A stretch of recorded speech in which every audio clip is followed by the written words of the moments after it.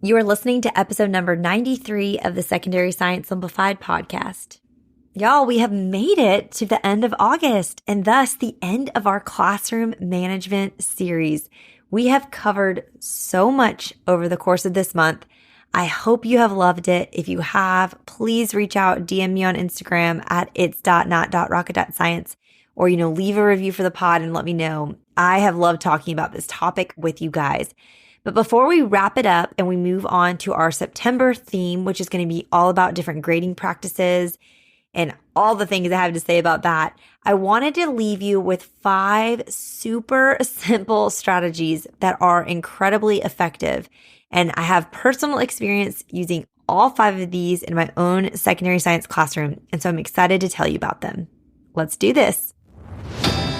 This is Secondary Science Simplified, a podcast for secondary science teachers who want to engage their students and simplify their lives.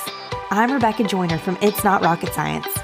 As a high school science teacher turned curriculum writer, I am passionate about helping other science teachers love their jobs, serve their students, and do it all in only 40 hours a week.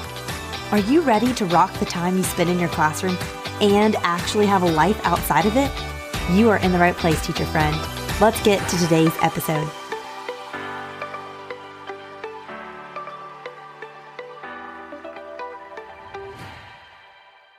So these 5 strategies I have to share with you today are so simple, it almost feels silly to me to put them in a podcast, but they are things that have been really helpful for me. And I get questions about classroom management all the time. And these are some of the solutions. So I want to put all of these together. So from now on, if anyone ever asks, I can be like, here are some of my 5 simplest strategies, but they've made such a big difference. So I'm going to share 5 things with you. And for each one, I'm going to tell you why I love them and then how to either use them or how it was helpful or how to implement. Okay. So first, I love seating charts. And here's why I love a seating chart. I just feel like you can reclaim so much control over your classroom dynamics and the personalities of your students if you utilize seating charts. Now, I originally started doing seating charts because at the beginning of the year, I like to put students in alphabetical order so I can learn their names faster. I've talked about this before, but I try to learn all of my students' names within one day of having them. Bare minimum by the end of the week, first week of school, but typically I can get them all down within a day or 2. And seating charts help me do that because they sit in the same seat and I have a clipboard, which is coming. I'm going to talk to you about my clipboard in a second, but I have a clipboard and I have my seating chart on it and I can look at them and I can talk to them and I can see their name on the clipboard and see where they're seated. So I've always had lab tables or just little desks, and I always take a little, Post-it note basically, or a piece of cardstock that I've laminated, and I have seats 1A and 2A, 1B and 2B, and whatever. And I have their seats are numbered and lettered. They all have a partner. Well, I guess I should have said 1A and 1B are next to each other. 2A and 2B are next to each other. But I put them in pairs and I have those numbers, then I have my seating chart labeled. And so it's really helpful because then I can identify students really easily. So I always start off the year that way. And then here's how I really use them though throughout the year. As I get to know students, as IEPs and 504 documentation comes in and I see what students' needs are, as I see what kind of personalities and relational dynamics there are in my class, then the seating chart is a game-changing tool for managing all of those different things in my classroom. And so what I do is I change seats at the end of every unit. I have around 7 to 10 units in each of my curricula. So, anywhere from 3 to 5 per semester. So 3 to 5 times a semester, you're going to change your seat. And the way I do it is almost entirely random. So I use something called popsicle sticks, which we'll talk about in a second, that have every student's name on them. And I just draw sticks and that's how I pick their seats. So that kind of takes the pressure off. But essentially, as I'm doing that, I just kind of look. If I draw 2 names and I'm like, they cannot be together, then I just separate them. But in general, I'm letting kind of the randomness of it take over. And that takes a lot of the pressure off of me. And students think it's entirely random because I've made seating charts in front of them before. They can't quite see exactly how I'm manipulating it, but they can tell that I'm drawing sticks, and that makes a difference. And then the other thing I can do then too is okay, let's say I draw 2 names and I'm like, okay, these names are fine to be together. one of these students has an accommodation, I'm going to put them in the front row of the class as opposed to in the back row or whatever. And so I can manipulate where they're sitting there to serve every student and all of their accommodations that way. I love seating charts, you guys. All I have is like every classroom I've ever been in, I've gotten into PowerPoint and I've used little square shapes in PowerPoint and I've just made little desks in there. And then I make a little template and then I print it out and I make a bunch of them for the year and then I just write on it. And that's how I make the seating chart for each unit. I make it while they're taking the test at the end of the unit. I make it for the next day when they'll have new seats. And I think it helps too to really change it up. Students tend to not like seating charts because they don't like being out of control and it puts you in control. But I think it really helps if they are not liking the person they're sitting next to know that like we're going to change at the end of the unit. So that kind of gives them some hope there. But I also think it's good too because it helps students get to know and talk to different students in the class. And to me personally, I'm thinking about all of the really shy and introverted students I've had in the past, that picking your own seat can be really traumatizing. I feel like seating charts kind of takes the pressure off. Like no one has control of where they sit. You're not the only one who doesn't have a friend to sit with. Like everyone has to sit where the teacher tells them. So I just think I find seating charts more loving towards the students. And so that's another reason why I do them. Love seating charts. Really helpful for managing the class, especially once you know who are the people who can't be near each other and you keep them as far apart as possible as you really can. Or there are times where I take the two kids that can't be near each other and I put them right next to each other and I put them right in front of my face so I can constantly keep a hand basically on their desk at all times to know that like I'm this close to you to keep you in line. So you can kind of take it in multiple ways there, but I love a seating chart. The second tool I love, which I already mentioned, is my clipboard. Okay, now these are all so simple, but I have always had a clipboard and it is like my ride or die. So what I have on this clipboard is for each class, I have a seating chart. And then behind that seating chart, I have a spreadsheet essentially. All this spreadsheet is I've gone into Excel or Google Sheets and I just put in all of the students' names in alphabetical order by last name in a column. And then I just make a bunch of tiny columns to the right of that. And then I print it out and I make a bunch of these for the year. And essentially I have one at a time that's kind of like in there. It's behind their seating chart. And I use this to mark anything and everything. Okay. So this is where I keep track of like all of their grades. I do a lot of spot checking for completion, which we'll talk about in September with our grading practices series starting next week. I do a lot of that. And so I'm walking around my clipboard and I'm marking that there. So on like the top, I will put all of the names of the assignments and then I jot down their score there. Again, because if I'm doing completion, I mark like 10 out of 10 or 5 out of 10 or whatever. This also saves time. I love it. I like having an old school paper copy to refer to. And then I can type the grades all in really quickly at the end of the day into the computer. So that's up to date too. But I'm not having to be on my computer during class, which I don't like doing. I also like my clipboard because it's really helpful because if I'm going to collect something, I'm like, oh, so-and-so's absent. I make a note that they were absent. You can use whatever notation you want. I highlight the little square if someone was absent. So I remember like they're going to need more time or whatever. If someone's absent for an assignment that was like an in-class thing I'm not going to have them make up, I go ahead and mark it exempt. I put an X there to know that I'm going to put it exempt in the grade book. If I'm collecting something and a student's there and they didn't bring it, I put a little red tally to say mark that it's missing one day. Then the next day I know to look and I just can look at those few tallies and follow up with those few students. They don't have it. They get another tally. It's 2 days late. They do. I go ahead and grade it. Like, I just think this clipboard is like my go-to. Like I carry it all the time. There's a fire drill. This comes with me. This is great too for subs because they have your clipboard, right there. Clipboard is my ride or die. I love it. It's so helpful. You got your seating chart on it. You've got your grade sheet where you can mark things really easily. You can put notes. I always keep Post-it notes near me. So sometimes I'll just slap a Post-it note on there and say something or, if we have a primetime bell ringer and I need to grade it, I'll have little answers written on a Post-it note. I'll stick it there and then I'll know I still need to do that before I go today. Love, love, love my clipboard. Third simple strategy is another thing I've already mentioned, and that's popsicle sticks. Okay. So I bought a box of 1,000 popsicle sticks when I was student teaching. Okay. And I still hadn't gone through all of them in my years teaching before I started staying home with my kids. Like that's how many popsicle sticks there were. But every year or every semester, whenever I have new classes, I make a little bag or a little cup, but typically it was just a plastic bag that I had a piece of like sticky tape to that I stuck to the side of my demo table at the front of the room. They're labeled by class period. And I put each student's name on a popsicle stick, and then I put it in the bag for that class period. And it's so simple, but I love popsicle sticks. I use them for everything. I already told you, I use them to make seating charts. I use them to make lab groups. I always draw lab groups randomly, and I draw them in front of my students so they know they're random. And I find it so helpful for eliminating drama and being, again, this is another way we're being proactive. We're proactively eliminating drama by them seeing you're not like forcing them to work with so-and-so, or it's not your fault. We called it in my class, they always said it was the fate of the bag. So if someone there were these two boys that always kept getting in the same lab group, but we'd all just laugh and say, fate of the bag. Like, Miss Joyner didn't do it. I didn't rig it. You saw me. Like, it just kept happening. I can't do anything about it. I love using popsicle sticks for that. I also love popsicle sticks because I try to go through my bag of popsicle sticks minimum one time a class period, preferably twice, to make sure at least I'm talking to every student once in a class period. So I use these for everything. It's like, oh, I need someone to go grab this next door, draw a popsicle stick. You go get it. Or if I have a question and we're going over something, I grab the popsicle sticks to go over them.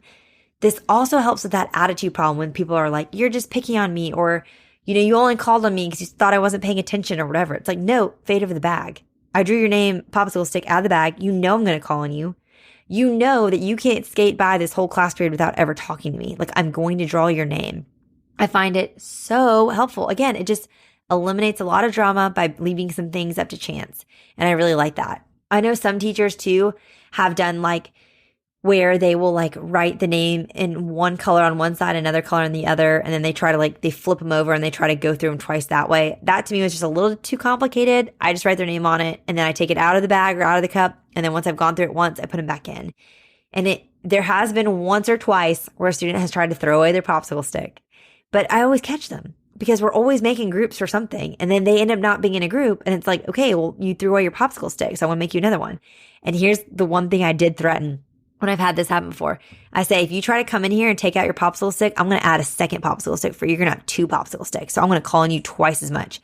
And the kids did not like that. So that kept them from stealing their popsicle sticks.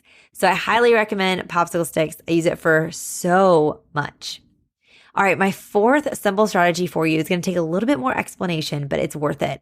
This is an idea I originally got from one of my coworkers, Jamie Whitlock, who I interviewed back in episode 19, but it's called board points. And it has been so helpful. I think it's my probably greatest whole classroom management strategy I've ever used. And it's not even mine, it's Jamie's. And she probably got it from someone else too. So I don't even know where it originally came from. But essentially, my first year teaching, I was on a semester block schedule, 4 classes every day, 90 minutes. You switch classes, get new students in January. My first semester was so smooth. I was like, why was I worried about classroom management? This was a breeze. Like, I didn't need to read all those books and, it was not a big deal. Well, second semester rolled around and my 4th period class, second semester, my first year teaching, is a class I will never forget. They changed me. I was humbled, to say the least, okay? I had 32 freshmen in a general biology 1 class, and they were wild. And what was hardest was that I was their 4th class of 4 for the day. They'd already sat through 3 90-minute classes. They came to me at 1:15 in the afternoon, and I had them till 3:45. A lot of them came to me from lunch. It was like all of the factors that could make it difficult thrown together, plus their personalities. It was truly nuts. And I cannot still to this day believe I had 32 of them in one class. But anyway, needless to say, like I said, it was humbling. And I've just never had a group that challenged me more. And that was one of the things that I remember kind of venting to Jamie is like, it's not like it's just like 1 or 2 hard kids that I need to like nail down, or I just like, it's like everyone, like I have my back turned and every kid is going ham. And like, how do I just punish the whole class? Like, I don't know what to do. It's just so out of control. When 90% of the class feels out of control, what do I do? And they were so sneaky too. The kids, like they just wait until there's no way you can pin it on one person. And it's so tricky. And I mean, it's just hard. And that's where Jamie was like, girl, you got to do board points. All right. So here's how it works. On your whiteboard, hence why it's called board points, you're going to put a little number for each class period. So like first period, second period, third period, fourth period, okay? You'd have a 1, 2, 3, 4 on your whiteboard. Then you'll have a little dash. And then at the start of each unit, you're just going to write a 5 next to each class period's number. Okay, so each class period resets at the start of a new unit back to 5. And then you just need a really simple bell at the front of your classroom. I will link a bell in the show notes, and I'll also link a blog post where I have pictures of this in my classroom so you can actually see what I'm talking about here. But here's the deal. Basically, if you have to ring your bell more than once to get your students' attention, or if you turn your back to write something on the whiteboard and someone starts being disruptive, or a small group, throws something at you and you don't know who did it, you take away a board point. Okay? That's what you do. Anytime you cannot pin something on one student, you can't just discipline one student or 2 students. You don't know who to discipline, or it's so many of them you can't even count. You take away a board point. And you do this throughout the unit. It's all based on student behavior. They can also earn points back if they've lost them. So that's an incentive. Sometimes I would be like, hey, we're going to do this independent partner work, you and your neighbor, the next 10 minutes. If you guys can all do it and I don't hear one side conversation about prom or, what you're having for lunch, I'll give you a board point back. Or, hey, if we get through this lab and no one breaks anything or eats anything or hurts anyone, we get a board point back. Okay. So you give them opportunities to earn things back. I never let the number go above 5, and I never let it drop below 0. Now, you're like, what does it mean? So on the last day of the unit, when you give your unit test or your project or whatever you're doing at the end of your unit, I would always then, when I did that, have a bonus question on the test that's relevant to the content, but still very manageable to answer. This is key. It can't be too hard or else they will not think it's even worth it. It's got to be something they can do. And then the number of board points that the students have on the last day of the unit represents how much the bonus question on their test will be worth for the entire class. So if on test day there's 5 board points, that bonus question is worth 5 points. If they have 1 board point, it's only worth 1 point, okay? Now, if they have 0 board points, it becomes a required question on the test, which they do not want to do, because then the test becomes out of 105 instead of 100, and it's even more points. Okay, so this sounds like so simple, I know, but I cannot tell you how effective it was and how motivating it is for students. I have used this with so many different diverse groups of students and personality types and class types and combinations. Like by class types, I mean like I've used it with general classes and honors. I've used it with AP, like elective sciences versus required sciences, like so many different ones, and it has always worked. Now, it takes a little bit for them to realize it, especially if it's a rambunctious group. But once they kind of get used to it, they realize like, oh, like this is actually really, really helpful for me. I need this. And it really, that combination of the bell and the board points, I never had to raise my voice again. I never had to worry about like disciplining an entire class because it was such an easy way to do it. A couple little, helpful notes. Again, make sure the bonus question isn't too challenging. If it's too hard, it's going to seem unattainable. And then they're like, why even try to have board points if we can't answer the question anyway? But if you make it too easy, then if it becomes a required question, it's like, what's the point then either? So kind of, make it so it's definitely a manageable question. Now, a couple of things you can do if your school does not allow you to do bonus. One thing is you could basically let them have 5 free points on the test, but like the test can't go over 100. So for example, like if they got a 95 on the test, but they get the board points for the bonus question, they get 100. Or if they have 100 on the test and then they get the bonus question, they can't get 105. You just cap it at 100. It's almost like a replacement question. Another thing you can do is just figure out another type of reward that motivates them. Maybe your class is motivated by you baking for them. Or maybe the thing is like, hey, if you can have 5 board points by the end of the quarter, I'll drop one of your primetime scores, or I'll give you all a free, I'll like let y'all all have a free 0 in the grade book or something. You can come up with other motivations to use the board points for, but I found that really, really effective. I also find it great when you have a sub. I tell my students before I'm out, if the sub leaves even 1 negative note in the report, I don't care what it says, it's a 0 when I come back. And on the flip side, if a sub leaves a positive report, I will always reset the board points back to 5. And there has been once or twice where a sub has literally written me a love letter about a class and told me how good they are. And I've given the class that already had 5 board points, I've pushed them up to 7. Like I've done that a couple of times, but in general, it caps at 5. And so I find this a really helpful classroom management strategy, even from afar when you're not there, to use it with a sub. It's been really effective for me. Okay, so seating charts. We've talked about my clipboard, popsicle sticks, and board points. And then the last thing I want to talk to you about is the fridge. So I don't know if you've seen this on social media, but when I started teaching back in 2012, like Pinterest was all the rage. And I don't even use Pinterest anymore, but I'm sure other people still do. And something that I saw on Pinterest and one of my actual in real life teacher friends did was something called the fridge. And basically she had a poster of like a refrigerator in her classroom. And when students did something great or they got an awesome score or whatever, they got to put it on the fridge. And the idea and why I love it is it's a way to celebrate students in your classroom. And it's especially effective for those students who aren't necessarily getting celebrated at home. So like they're not bringing home their biology quiz and having a parent put it on the fridge for them and celebrating like they got an A on their biology quiz or they got a B on this project, you know? And so the fridge is your opportunity to do that for students. So how I ended up doing it was I had a couple students that needed, volunteer hours for, National Merit Society or whatever it is. They're a National Honor Society. That's what I'm trying to say.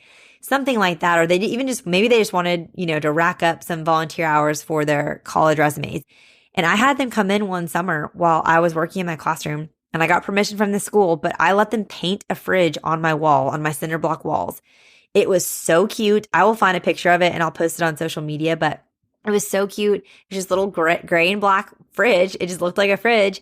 And then I had these little mini neon Post-it notes. And so if someone did something awesome in class, I'd put a Post-it note on their desk and I'd say, put it on the fridge. They could write like, I was helpful for so-and-so, or I got an A on this or whatever. And you can set the bar differently for different students. Like I had some students that'd be like, hey, if you pass this, I want you to put your name on the fridge. Like you don't even have to write like I passed it. It can just be like, you put your name, you stick it on the fridge. You and I both know what you did and we're going to be proud of it.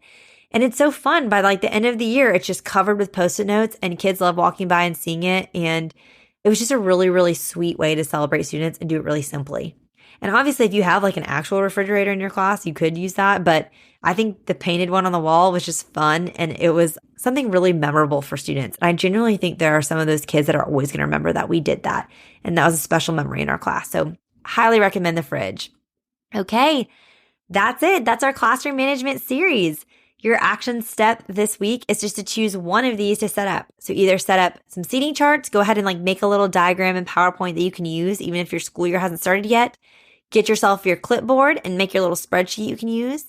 Write out some popsicle sticks with all your students' names on them. Go ahead and put some board points in the corner of your whiteboard and explain it to your students and get started with that. Or see if anyone wants to stay after school with you, this week or once your school year starts if it hasn't yet, and get you a fridge on your wall and use that so you can use the fridge strategy. I guess that's it. That's all I have for you. This has been so fun and I'm even more excited. I can't believe it for next week. We're going to start our new series on grading practices and I'm going to share all my best advice next month for how to grade effectively with minimal time required by you. So stay tuned. You can find any of these links that I mentioned in today's episode in the show notes at itsnotrocketscienceclassroom.com/episode 93.